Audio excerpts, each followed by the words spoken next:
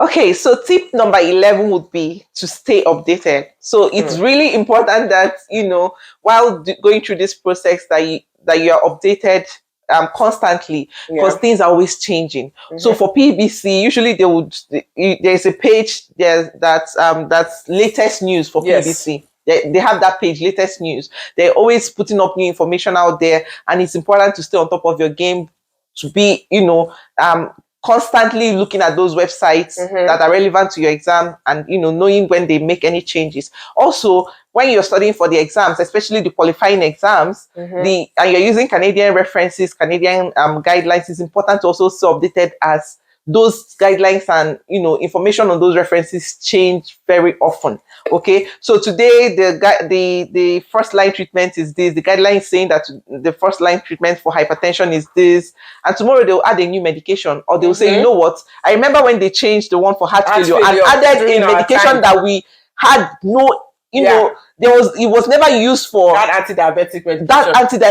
I remember. So if it's important that, because these things, it might just pop up in your exams. If you don't stay updated, you see it and you feel like, oh, this is the answer, because they will put the answer that you thought was the one, right? So it's important that you stay updated with PEBC website. Always look at the latest news page. Okay, in case they update anything.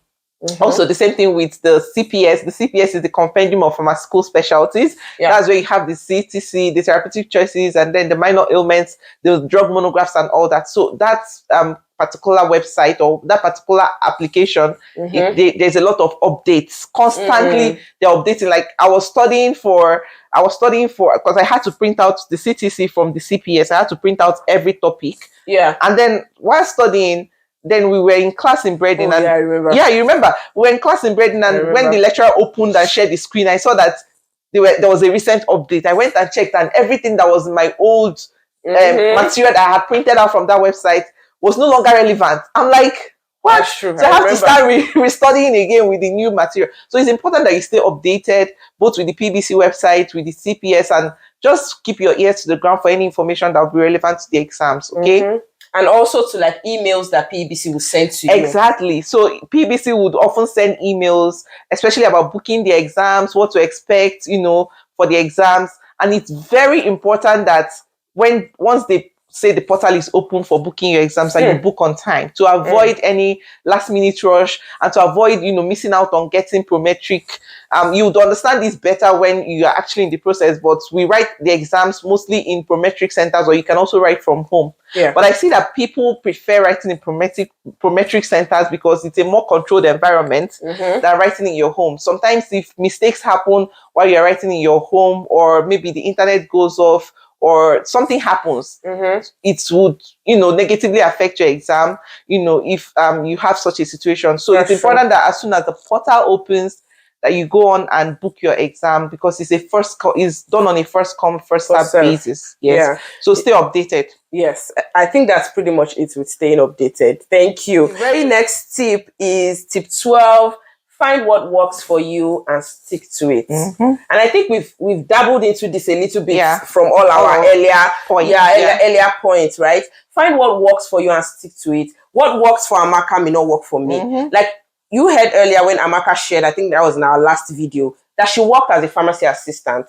Because as at that time, she could afford, based on the way she studies, she could work part-time and still study for the evaluating exam. Based on the way I study, I made the decision not to work. Not because I didn't want money. Everybody wants to earn money.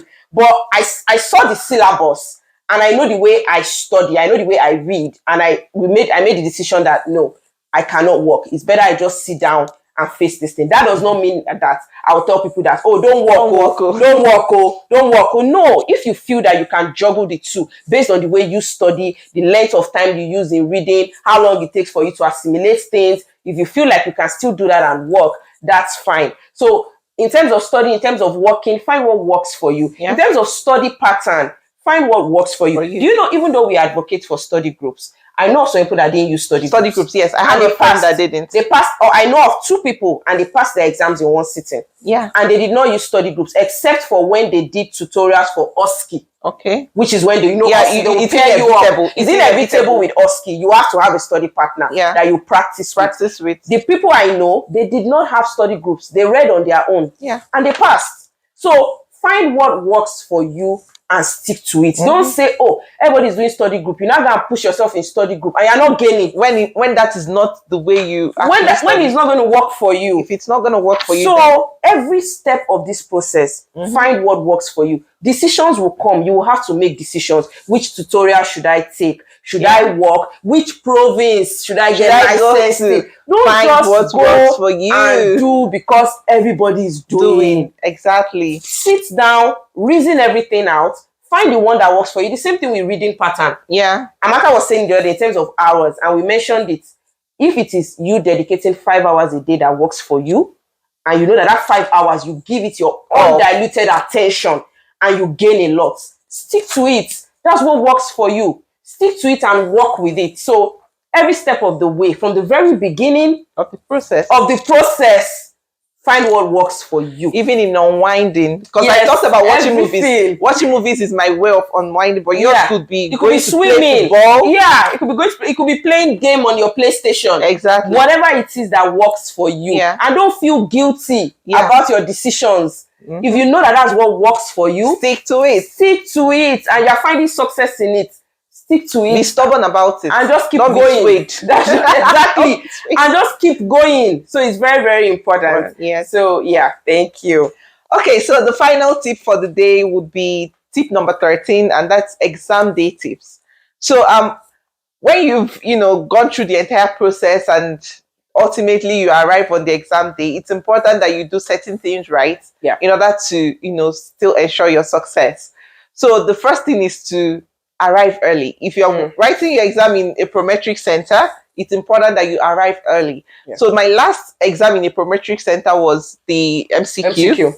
And my exam was for 7 a.m. and I arrived there exactly 6:50. And I had no issues going in and signing in and doing all the registration, and I think they will have to verify your identities and all that, and then they'll show you to your seat. But during my EE exam, I was a little bit late, but thankfully it didn't affect my exam because they were flexible at the exam center. But I don't know if that is the case right now.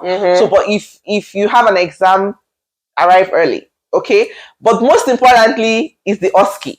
The OSCE exam, arriving early is important because everybody starts the exam at the same time. Yeah. Temi had a very bad you guys. A very bad experience. Not that she did not arrive early at the exam, but she did forget something, okay, that she had to go back to get. And then by the time she came back, she was late. I remember seeing you then. I was so worried for you. I was and I was looking at you. I'm like, oh my God. Let me share my story so you can learn from this and you can know why we are emphasizing this exam date tip. Story. Guys, I arrived at the center early. Prior to OSCE exams, right, I had a file where I used to put everything I need for exams day from EE. So when I came back from the exam center on EE day, I just dropped it in the wardrobe, in the closet. And MCQ day, I picked it up again. It had the photocopy. It had my marriage license change of name. It had my, in fact, that was where I kept my PR card. I kept my PR card there. So I had it like that. And so part of the requirements for OSCE day was, it was COVID time, post-COVID era. And we were told that we should bring evidence that you've taken the 2 primary doses of the COVID vaccine. Okay. Now, I had this evidence. Like, everybody had it. Like, on the Alberta portal, we all have the evidence now. So I did not print mine out for some weird reason because my mind was telling me that everything was in that file. Everything I need is in that file. So I didn't print mine out. On the day I carried my file, I went to the exam hall, and my husband told me to take my phone. I said I'm not taking my phone because the instructions said we should not bring our phones. So I left my phone in the car with my husband. I was feeling very happy, like it's OSCE day. Finally, finally last step. Everybody was happy. I was holding my file, and then they told us to line up. And we're lined up, and then the lady just came and said, please bring out the evidence of your vaccine. And it clicked that I did not print out mine. And then I remember I just started walking away. I was just like, I did not bring my vaccine record. I did not bring my... And then I started crying. Aww. Guys, this was like 20 minutes to exam. And then my friends rallied around me. Guys, important, I will point out again, support system is so important because my friends rallied around me. They all rallied around me and they were like, okay, so what are we going to do? And the lady was like, oh, you have to show the evidence that you've taken the vaccine. And I'm like, okay, they were like, call your husband. Let your husband bring it for you. There was no phone. I didn't bring my phone. A lot of my friends with me also did not bring my phone. And then they were like, we're trying to figure it out. And I remember it was my friend Olakweju that then suggested that I should call my pharmacy and ask them for my health card number.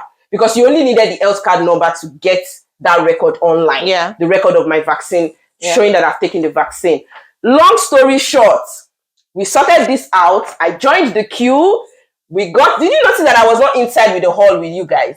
Yes, that was when I was worried about you. We joined the queue, and then I'm happy again. I've cleaned my tears. I'm happy.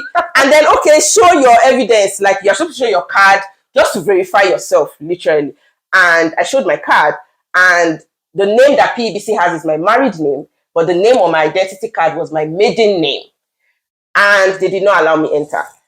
And I said, ma'am, I have been entering PEBC exam halls with this same ID card. I only just have to show them my marriage certificate and my change of name document. And the lady said, I'm sorry, I have to contact the head office in Ontario, and they have to give me the go-ahead for you to enter the exam hall. And I was waiting. By that time, my husband had come back because somebody had been able to get through to him. At this time, my anxiety level was through the roof. I was like, what is going on? Everybody had entered the exam hall. I remember, and I was so worried. And I was just standing there. And the lady was like, I'm waiting to hear from them. I'm waiting to hear from them. And I was just like, I said, I need to use the washroom. Because that was the only way I could relieve the tension. So I went to the washroom. I came back. They said they are still not heard from the person. At this point, my eyes were wet. I was crying because I'm like, how can this be happening to me at the final stage? Wow. So guys, long story short, I was so tense. And that's not the way to start the exam. True. And the reason why I'm saying all this story is just to point out that whatever it is you need to do, whatever it is you need to get together before exam day, get it together. Please be prepared. Because you don't want to start in that mood. At that point, the only thing I could pray for was that I should start with a rest station. The only thing I could pray for was that I should start with a rest station. Because I could not imagine going into an exam station that tense. Especially an interactive station. I was just like, I just started praying in the spirit, and I'm like, God, please, let my first station be a rest station. And was it? It was a rest station. Oh my God. It was a rest station. I had 2 rest stations before. It was a rest station. When they were lining everybody up. You know, they would line us up, and then you go to your station, right? And then I got to mine. I was already seeing it from afar. And I'm like, God, that must be my station. That should be my station. That should be my station. And when I got there, I looked at my number. That was my station. So I had 7 minutes. To rest. Guys, imagine if I was going into an interactive station with that kind of anxiety. Your patient will not now talk to your patient will not talk to your pharmacist. Please, guys. So whatever it is you need to sort out, be it you have maiden name issues, your maiden name is different from your married name. Try to sort all those things out. Any documents that PEBC lists that you should bring, please check it before you leave your house, that you have everything. Because you do not want to be tense on exam day. Imagine after studying for 7 months or 5 months or 6 months, and then on the exam day, something happens that disqualifies you completely or throws you off, and then you are not able to do the exam with your full capacity. So it's also important that you stay on top of PEBC emails. Because towards the exam, they will send lots of emails, and each one will contain, specific information on what to do on the exam day, what to bring along, what not to bring along. So it's important that you stay updated so that you know what exactly is expected of you. Yes, very, very important, guys. So all the exam date tips that Amaka shared is very important. Also, stay updated, bring everything that is needed, sort out issues before the exam day, issues that could cause that could cause any form of delay. Make sure you sort it out before exam day. Guys, I can't believe that we're at the end of this video. Yeah, and one more thing. During the exam, please be in your best behavior. That's true. Be in your best behavior. In the parametric center, be in your best behavior. There are rules that you can't turn like this or that, like that. Just follow whatever, because you've come this far to mess it up at the end. And then if you're writing your exam from home, that one is very, very strict. Of course, you have to do all the security checks and everything. And it's important that you have the right equipment, the right laptop. You are sure that if you find yourself having to write at home, make sure that you don't have someone streaming something in the next room that will affect your internet connection. Because anything that happens to affect your exam, they might end up disqualifying you, or even if they don't disqualify you, you might end up just failing the exam, and you will know that it's as a result of what happened to you during the exam. So it's important that you are prepared, you're ready, you arrive early, and you bring along whatever you need for the exam. Obey the rules and regulations. Yes. Don't question anything. Just obey. Whatever it is they say you should do and not do, because you know what your end goal is. Just obey them. If they say if you are writing from home, there should not be any paper, there should not be anything, clear it. It's just for that day now that you're going to write the exam. Just obey whatever it is they tell you to do. If you get to the exam hall and they say, okay, for OSCE, do not take a paper when you're leaving, take only your paper. Exactly. Obey strictly. Obey every single rule. They have a reason why they put those rules. Please, every single rule that they give you on exam day, obey it to a T. Obey it completely. So important, guys. So important. I had so much fun shooting this. And it's just a time of sharing. And like we said earlier, these are just tips that we feel helped us, right?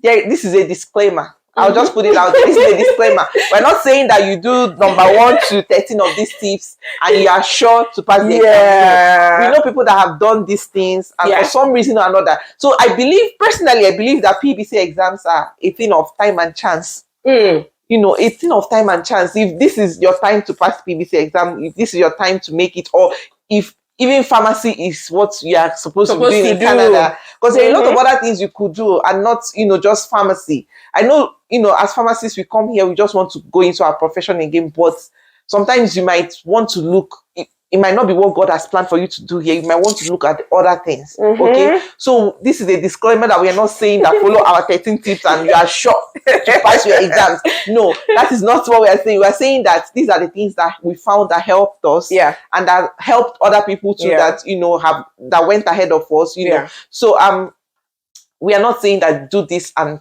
for sure you pass the exam, but we're saying do this and we are sure that it's going to help you. Yes. In one way or another, it will help you. It will help you. It will help you. That's for sure. And if there is any of our colleagues out there, any practicing pharmacist here in Canada that is watching this video, please share any other extra thing that you felt contributed to your success. Share it in the comment section so that other people could gain from it. Thank you so much, guys, for watching this video. I'm so grateful. This was a very, very fun one for me to shoot, and I have lots of more content coming up. I have lots of more interesting guests that are also going to be coming to share, just like Amaka did today. So if you've not subscribed to this channel, I'm announcing again. Subscribe. Okay, subscribe. These were things that we wish that we had. I truly wish I had a Temi. I truly wish I had a Temi, because, oh my God, you know what? Just thank God that, he laid it in the heart of Temi to do this, because this is truly going to be a life changer for people who are coming in and have no place to get information, no source of information. So I'm really grateful that, I even met people that gave me a little bit of information, especially on LinkedIn.